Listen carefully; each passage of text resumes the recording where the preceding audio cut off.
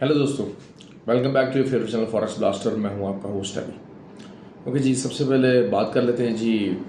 कल की एक परफेक्ट डे रहा, बहुत ही अच्छा दिन रहा, पर्टिकुलरली उन लोगों के लिए जो मेरे व्हाट्सएप ग्रुप में शामिल हैं। व्हाट्सएप ग्रुप में पता चलूँ कि टोटली फ्री है, 100% फ्री है, कोई ज्वाइनिंग फीस नहीं है, कोई मंथली फीस नहीं है और एवरीबडी कैन ज्वाइन इन।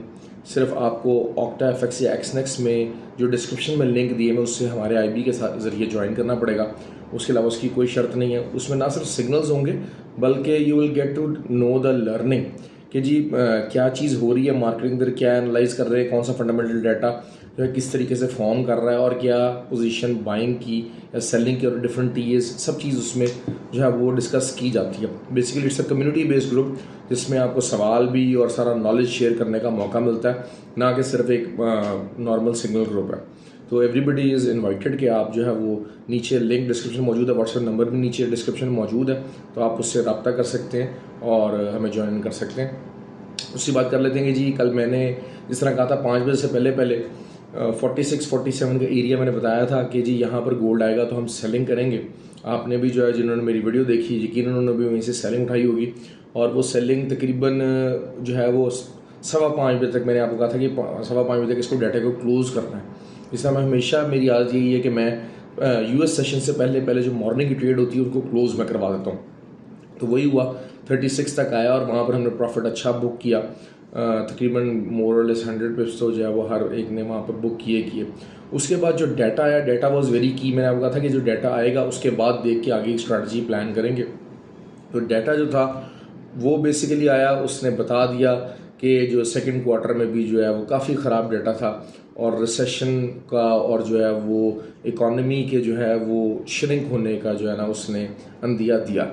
तो जिसकी वजह से गोल्ड गॉट बुलिश, रिसेशन के जो है ख़तरात की वजह से वो बुलिश हो गया गोल्ड और वहाँ पर जो है वो कोई मामला नहीं था। दूसरा ऑयल के ऊपर भी उसका इम्पैक्ट पड़ा कि ज़ाहिर बात रिसेशन होगी तो काम और ये सारा कुछ ये चीज़ें बंद होना शुरू हो जाएंगी, तो जिसकी वजह से जो है वो ऑयल के ऊपर भी जो है ना वो उसका इम्पैक्ट आया। दूसरा ऑयल के से रिगार्डिंग मीटिंग भी थी ओपेक की, जिसमें उन्होंने कहा कि जी हम अपनी सप्लाईज़ को मेंटेन करेंगे और कोशिश करेंगे कि एनहांस सप्लाईज़ जो है ना वो अरेंज की जाएँ। तो उससे उसका भी इम्पैक्ट ऑयल के अंदर आया और ऑयल सेलिंग के अंदर आ गया काफ़ी ज़्यादा और वहाँ से भी हमने काफ़ी अच्छी सेल की ट्रेड उठाई और उसमें मैंने ये बात कर दी थी गोल्ड से ज़्यादा बेनिफिशियल आपको वहाँ पर सेलिंग में जो है ना वो ऑयल देगा। दूसरा गोल्ड में हम फ़ौरन बाय में चले गए और वहाँ से बाय किया। उसके बाद सेलिंग की तरफ तो हम ध्यान नहीं किया क्योंकि बिल्कुल जैसे कहा जाता है कि अभी सेलिंग वाला मामला काफ़ी ज़्यादा रिस्की है। होगी सारी बात, ऑब्वियसली मार्केट है, सीधा तो कभी भी नहीं जाती, ना आपकी सीध में ना ऊपर जाएगी ना आपकी सीध में नीचे आएगी। तो you will get the opportunities कि आप स्कैल्पिंग सेलिंग भी कर सकें और सारा कुछ हो सकेगा। सारी बात है, जो लेवल्स में बताऊँगा उसमें आपको सेलिंग के चांसेस भी हैं। तो कल की बात कर लेते हैं कि जी कल क्या एक्सपेक्टेड है। सबसे पहले अब मैं बताता चलूँ कि जो डाटा जितना भी आने वाले दिनों में डाटा होगा वो ज़्यादातर गोल्ड को बेरिश करना उसके लिए मुश्किल होगा कि ऐसा डाटा आए जो बिल्कुल ही गोल्ड को दोबारा से बेरिश मोमेंटम में ले जाए। It will be very difficult. हाँ, सितंबर में क्या होता है जब रेट ऑफ चेंज की बात होगी उससे भी क्या सिचुएशन होती है, that will be something to watch out for. लेकिन वो वही चीज़ है कि अभी क्योंकि इन्फ्लेशन हाई डाटा आएगा, हर चीज़ जो है वो इन्फ्लेशन रिफ्लेक्ट करेगी। यहाँ कोई ऐसा डाटा आता है जो इन्फ्लेशन को कम करता है, जैसे कि कल जो डाटा आना है वो कंज्यूमर कोर स्पेंडिंग का डाटा आना है। अगर वो देखेगा उसमें ये चीज़ रिफ्लेक्ट होगी कि जी जाहिर बात है ये जो फेडरल रिजर्व के जो स्टेप्स थे रेट ऑफ इंक्रीज़ के और जो है वो बैलेंस शीट कट डाउन करने के, तो उससे इम्पैक्ट आया तो यकीन गोल्ड थोड़ा सा कूल ऑफ ज़रूर हो सकता है। बहरहाल बाइंग की तरफ देखा जाएगा और अगर सेलिंग भी करनी है तो कल जो इमीडिएट रेजिस्टेंस है दैट इज़ 1758 गोल्ड की रेजिस्टेंस है। इसको क्रॉस करना, क्योंकि देखिए थोड़ा सा अगर आप देखा जाए तो 4 आवर के ऊपर, not on the daily, 4 hour के ऊपर थोड़ा सा जो है वो ओवरबॉट हुआ है, तो थोड़ी सी रिट्रेसमेंट ज़रूर लेगा। और जो मैं चीज़ प्रिज्यूम कर रहा हूँ कि मॉर्निंग सेशन में अगर 50 या 51 के ऊपर भी अगर आपको मिलता है तो वहाँ से आप बाइंग डालना शुरू कर दें विद द SL ऑफ 39।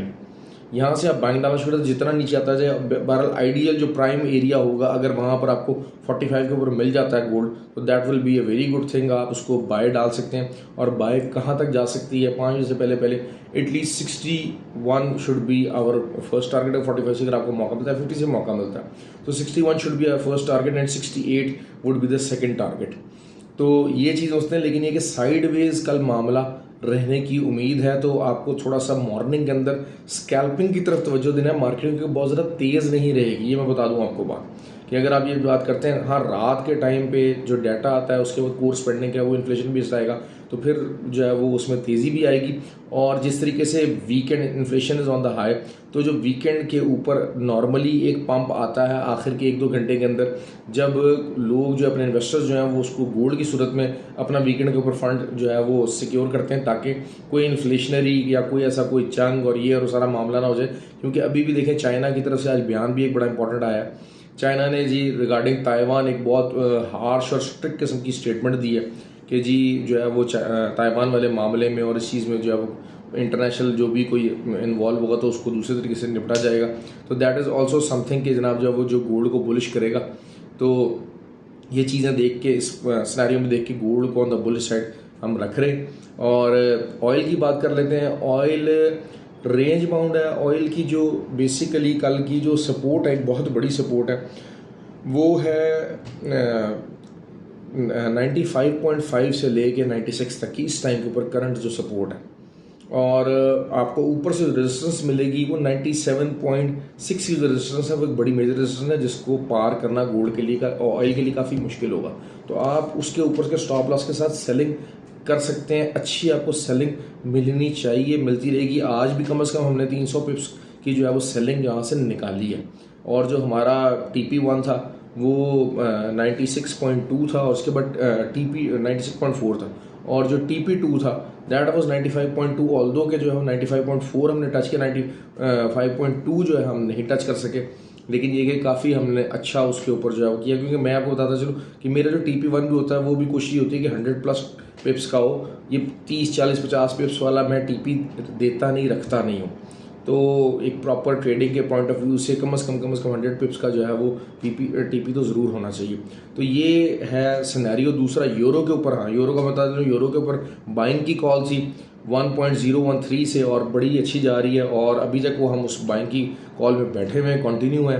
तो ये इंशाल्लाह जो है वो यही है कि उसको कंटिन्यू रखेंगे, और एक्सपेक्टेड यही है कि ये इनिशियल जो इसका टारगेट है वो 1.023 मैंने रखा है, और उसके अलावा जो है ना ये ज़्यादा इससे आगे भी जो है वो जा सकता है। लेकिन ये डिपेंड करेगा कि थोड़ा सा ज़रा जो रशिया के मामला क्या रहते हैं। ऑल्दो के जो है वो दिस इज़ द टारगेट, हालांकि जो है उनको इन्फ्लेशन का सामना खुद भी है, लेकिन DXY जो US है वो काफ़ी ज़्यादा सप्रेस हो गया, और कल का जो डाटा है वो DXY को सप्रेस करने का बहुत ज़्यादा रीज़न भी बन सकता है। क्योंकि मैंने आपको पहले भी अपनी वीडियोज़ में कहा था कि ये जो फेडरल रिजर्व का जो रेट चेंज है, this will be the last bearish move, जो कि जो है ना वो गोल्ड और उसके लिए लास्ट बेरिश मूव होगा। और DXY अपने ऑल टाइम हाई के ऊपर आया हुआ है, तो फिर अब जो लास्ट 2022 ईयर्स का ऑल टाइम हाई है, तो वहाँ से अब इसने नीचे का सफ़र स्टार्ट करना है, और उसका सफ़र जर्नी स्टार्ट हो गया, और उसमें इंशाल्लाह हम लोग अच्छा प्रॉफिट करेंगे। तो लाइक कीजिए, कमेंट कीजिए, पर्टिकुलरली वो लोग जो मेरे ग्रुप मेंबर्स हैं, दे शुड ऑलवेज जो है वो एनकरेज, क्योंकि एनकरेजमेंट ज़रूर मिलती है। और अगर आपको जो है मेरी वीडियोज़ से फ़ायदा हो रहा है और आप उसको चीज़ों को समझ रहे हैं, मैं बार बार हमेशा बात करता हूँ, स्टॉप लॉस का इस्तेमाल लाजमी कीजिए, स्टॉप लॉस का इस्तेमाल लाजमी कीजिए। मार्केट है, किसी की भी जो है ना वो सगी नहीं है, मार्केट किसी टाइम भी कहीं पर भी मूव हो सकती है। तो ये चीज़ें मैं आपको बार बार जो है वो उस ग्रुप में भी समझाता हूँ, वीडियोज़ में भी समझाता हूँ। विदाउट स्टॉप लॉस ट्रेड मत कीजिए, that will B suicidal, that will be stupid. क्योंकि बड़े से बड़ा अकाउंट भी होता है ना, तो वो भी जो है वो विदाउट स्टॉप लॉस जो है वो उड़ सकता है, फंस जाते हैं आप लोग ट्रेड्स के अंदर, गलत साइड ट्रेड्स की तरफ फंस जाते हैं। अभी भी मेरे पास लोग बेताशा आ रहे हैं। जब मार्केट सेलिंग में थी तो लोग आए कि जी हमने 1800 के ऊपर से बाइंग की हुई है। अब लोग मेरे पास आ रहे हैं कि जनाब हाँ जी हमने 1700 पे से सेलिंग की हुई है। तो की होती कोई मसला नहीं, गलत जगह पे एंट्री हो जाती है, लेकिन एक एसएल हिट होता 100 पिप्स का, 80 पिप्स का, 70 पिप्स का एसएल हिट होता, आप उस चीज़ से फ्री हो जाते। अब जो 500 पिप्स और 50-50, 60-60 पिप्स, 500 पिप्स जो है वो लॉस लेकर बैठे हुए हैं और अपने अकाउंट को देख रहे हैं, ना कोई और दूसरी ट्रेड लगाने की तरफ जा सकते हैं, ना कुछ और लर्निंग हो रही है, ना कुछ और है, और स्ट्रेस अलग बिल्ड हो रहा है। तो इन चीज़ों से बचने की मैं आपको बार बार अपने ग्रुप में तलकीन करता हूँ, प्लीज़ इन चीज़ों को देखें। जो नए बिगिनर्स हैं वो अपने SOPs बनाएं और उसमें स्टॉप लॉस को लाजमी एड अप करें। दूसरा ये कि वीडियो का मैंने आपको डिस्क्रिप्शन का मैंने बता दिया, डिस्क्रिप्शन में लिंक्स मौजूद हैं। ऑक्टा FX और XNEX पे आप हमें जो है वो ज्वाइन इन कर सकते हैं, absolutely free. Hope have a good day और अच्छा वीकेंड आपका रहे। ख्याल रखें अपना।